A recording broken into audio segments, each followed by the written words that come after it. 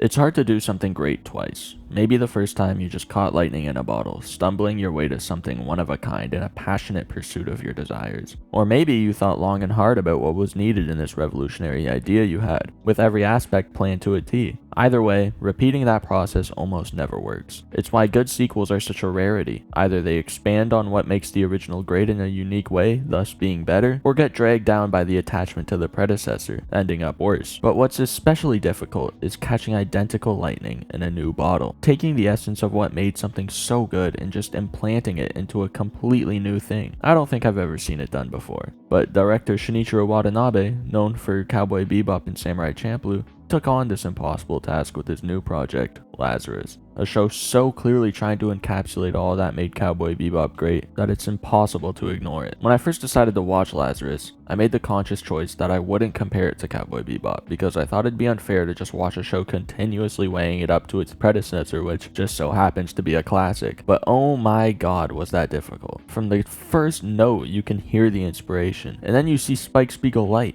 And then literally the Cowboy Bebop opening. So, spoiler alert, a lot of this review is going to be me comparing it to Cowboy Bebop. Because I feel like Lazarus clearly wants to be seen as its spiritual successor. And that's made most obvious by the I'm cruising down the road in my G-Wagon, I'm sucking on that meat. Pause. The music is very clearly trying to follow in the footsteps of Cowboy Bebop with the super energetic jazz music, while also having its own unique sound, especially for the ending song, which is one of the better ending songs I've heard in a long time. The alt-rock sound with distorted voices is so nice that I actually look forward to it at the end of every episode. It's exactly what you'd expect from the director of Samurai Champloo and Cowboy Bebop. The choreography of every fight is so well done. It's dynamic, fluid, and you can really feel the weight of every action. Does it get kinda weird at times? Yeah. Does it feel performative at times? A little bit. But overall, the action is just what you want to see. Cool ass freestyle fighting. The parkour, on the other hand, is fast, smooth, and surprisingly not so performative that you ask yourself just how efficient it really is. It actually feels like Axel is trying to find the best way out of whatever situation he's in. Unlike with the fighting when he starts doing throws and drags on Christine for no reason, every single action Axel takes when doing parkour is efficient. On top of this, there's a lot of perfectly laid out, well-constructed shots that convey a sense of purposeful cinematic artistry, giving life to a world that at most times just feels like a shell made to contain Cowboy Bebop 2, which brings me to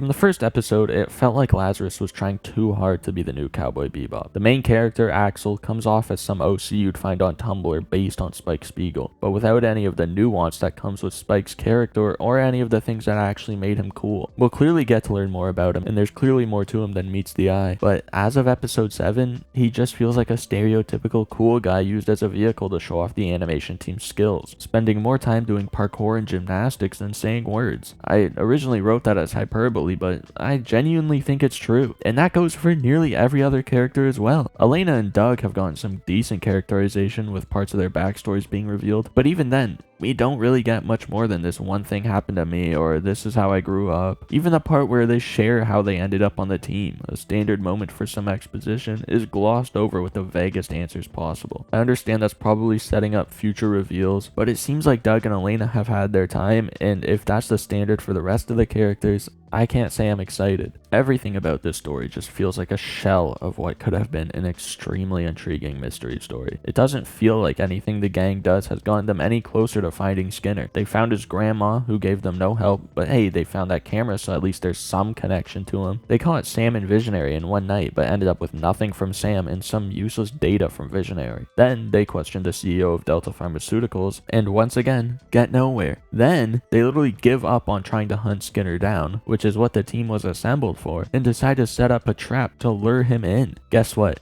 No dice. They get shit on by a fat hacker living in a van in Pakistan and are back at square one. But wait, they found an old magazine article with Skinner in it, but the location in the picture has turned into a cult. Who cares? Gotta check it out. We got nothing better to do. Then the whole damn place burns down. But wait, the memory drive, we retrieved it. but oh, it's actually got jack shit on it, just some coordinates that don't really matter. Doug even says, holy shit, we're literally still in the palm of his hand. Guys, we're 7 episodes deep. I've watched over 2 hours of this show. Sure, 1 hour of it has actually just been purely parkour, but still, that's over 1 hour of investigation, and we've learned jack shit. It just seems like they hit a dead end every episode and then pull a lead out of their ass the next. The idea of a hunt of this high level importance with a time constraint of 30 days should feel much more intense, much more intriguing. But instead, it feels like I'm just watching these people find leads, meander through the investigation, do some parkour, and hit a dead end. Now, that has changed with episode 7. It felt like a turning point in the show. It felt like they finally decided to give it a soul of its own, with more characterization and a deeper connection between the crew being displayed. So I'm feeling a bit more hopeful, but still, the fact remains that it feels like the door is closed on 2 of the characters, and that's fairly disappointing. Even if Axel and Christine get crazy character depth, I don't really know how I feel about it. Maybe by the end it'll all come together in glorious fashion, leaving me with my jaw agape and nipples hard. But as of right now, I just don't see that happening. And even if it did, the fact that it's such a shell of an anime for half the season is inexcusable.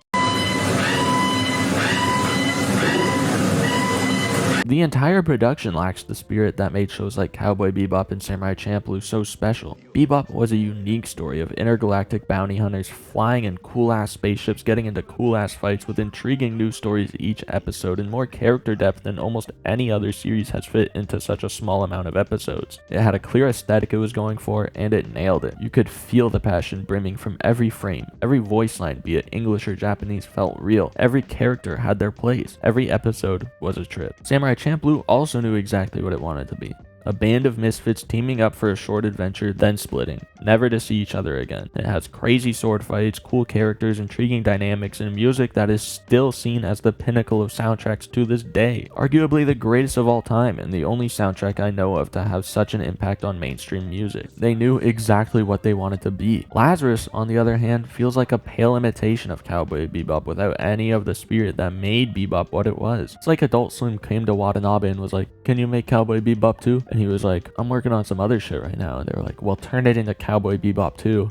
We want it on the shelf immediately. Everything about it just seems like B-Tech Cowboy Bebop. The animation isn't as good. The music is less diverse. The characters are more shallow. The action isn't as meaningful. Truthfully, the most well done part of this show is the parkour, which I guess makes sense. That's why they spend half of every episode doing it. As I said, episode 7 does feel like a turning point, so maybe I'll come back and eat my words in a few weeks. But right now, it ain't looking good. So my final rating for Lazarus as of Wednesday, May 21st, 5:13 a.m. would probably be like a 6.5 out of 10.